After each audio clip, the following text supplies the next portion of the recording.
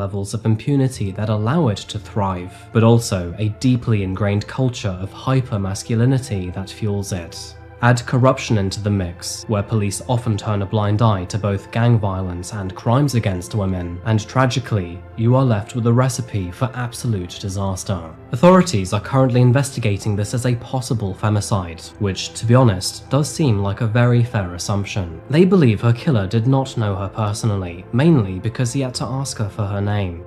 So, on one hand, this could have been a deranged fan, but on the other, it might also have been a hit, a murder for hire.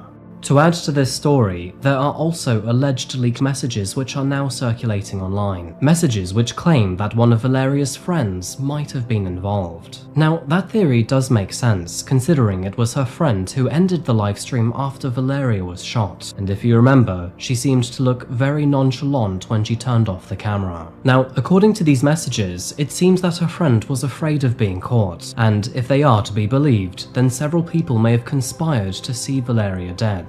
But what makes this even more disturbing is what happened after she was murdered. The video of Valeria's death can still be found everywhere online, not only being easily found on Telegram and X, but other websites too. I think it took me all of 10 seconds to find, which is just absolutely maddening. This entire story is horrifying, in fact, and honestly, I feel so sorry for Valeria, because she was failed in life and then again in death. I mean, her story shines a light on so many deeply rooted and disgusting modern day issues, including gender-based violence, Mexico's impunity rate, victim blaming, and the sheer lack of accountability on social media platforms. And so, although this case is unsolved, do I think we should be talking about it here? Yes, absolutely.